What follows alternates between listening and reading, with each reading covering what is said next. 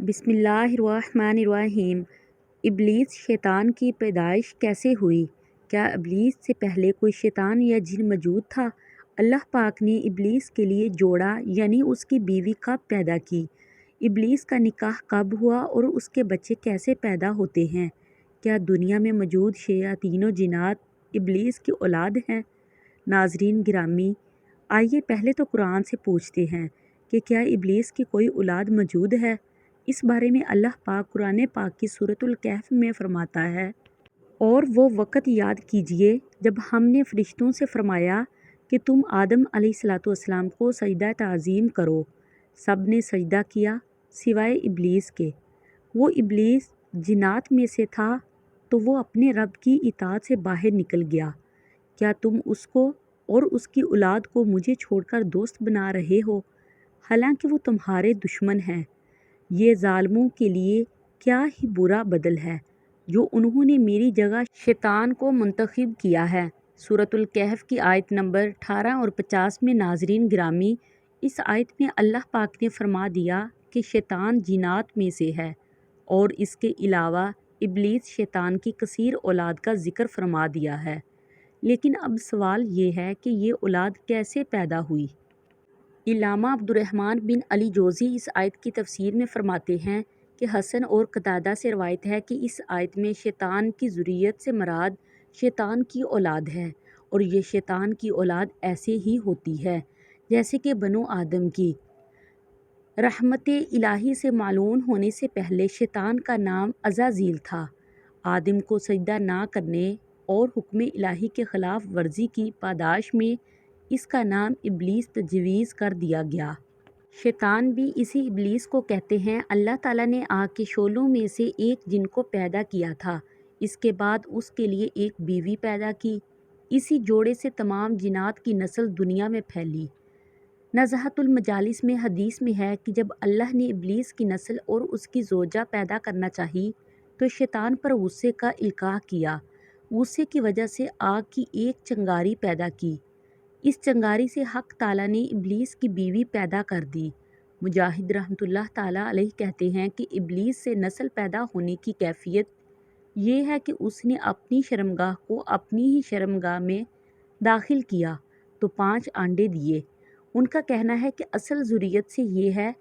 حیوۃ الحیوان میں شیطان کی افزائش نسل کے بارے میں روایت کچھ اس طرح مذکور ہے: اللہ تعالیٰ نے ابلیس کی داہنی ران میں مرد کی شرمگاہ اور بائیں میں عورت کی شرمگاہ پیدا کی ہے، جس سے ہر روز 10 انڈے نکلتے ہیں، اور ہر انڈے سے شیطان مرد اور شیطان عورتیں پیدا ہوتی ہیں۔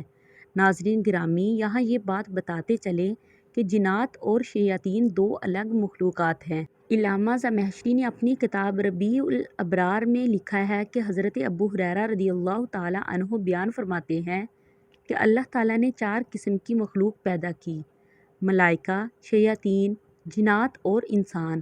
پھر ان کے 10 حصے کیے، 9 حصے ملائکہ اور 1 حصہ شیاطین، جنات اور انسان۔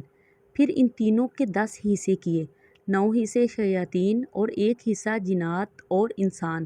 اس کے بعد جنات اور انسان کے 10 حصے کیے، 9 حصے جنات اور 1 حصہ انسان۔ قاضی ثناء اللہ پانی پیتی تفسیری مظہری میں لکھتے ہیں کہ انسانوں کے باپ ابو البشر، جنات کے باپ الجان، جبکہ شیاطین کا باپ ابلیس ہے۔ جنات میں کچھ مسلمان ہیں، کچھ کافر مرتے بھی ہیں، پیدا بھی ہوتے ہیں، اور شیاطین میں سے کوئی بھی مسلم نہیں۔ نہ کسی کو موت آتی ہے۔ جب قیامت سے 40 سال پہلے ابلیس مرے گا تو اسی کے ساتھ سب مریں گے۔ حضرت مجاہد نے شیطان کی بیوی کا نام ترتبہ لکھا ہے، اور اس کے علاوہ شیاطین کے مشہور بیٹوں کے نام اور کام کچھ اس طرح لکھے ہیں: دنبور جوہر بازار میں شیاطین کا جھنڈا اٹھائے ہوئے ہوتا ہے، عورتوں کو مردوں اور مردوں کو عورتوں کی طرف مائل کرتا ہے، شبر جو مصائب کا سبب ہے، اور جو ریاکاری کا باعث ہے، مسود جو لوگوں میں جھوٹی باتیں پھیلاتا ہے، دراسم جو اس آدمی کا ساتھی ہے جو گھر میں بغیر سلام کیے داخل ہوتا ہے اور بسم اللہ پڑھے بغیر کھانا کھائے، وہ اس کے ساتھ کھانے میں شریک ہو جاتا ہے۔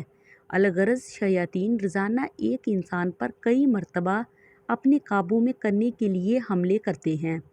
جیسا کہ حضرت ابن مسعود رضی اللہ تعالی عنہ حضور نبی کریم صلی اللہ علیہ وآلہ وسلم سے روایت کرتے ہیں کہ نبی پاک صلی اللہ علیہ وآلہ وسلم نے فرمایا، تم میں سے ہر ایک کے ساتھ جنوں اور شیطانوں میں سے اس کا ہم نشین ہے۔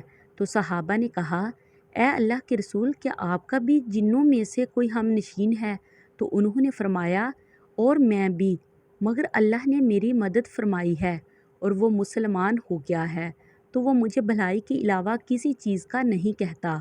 امام نووی شرح مسلم میں لکھتے ہیں کہ ناظرین گرامی، بے شک اللہ پاک نے قرآن پاک کی بہت سی آیات میں شیطان کو انسان کا کھلا دشمن قرار دیا ہے، اور وہ آج کے جدید دور میں تو شیطان کے مکر و فریب کے جال میں بے حد وسیع ہو گئے ہیں کہ ان سے بچنا ناممکن ہوتا جا رہا ہے۔ بے شک نجات اسی میں ہے کہ ہم اللہ سے ہی شیطان مردود کی پناہ مانگیں۔ اللہ پاک ہمیں شیطان کے وسوسوں اور چالوں سے محفوظ رکھے اور نبی پاک صلی اللہ علیہ وآلہ وسلم سے بے پناہ محبت عطا فرمائے۔ پلیز میرے چینل کو سبسکرائب کریں تاکہ میں اپنی ہر اچھی آنے والی ویڈیو آپ کے ساتھ شیئر کر سکوں۔ اب مجھے اجازت دیجیے۔ خدا حافظ۔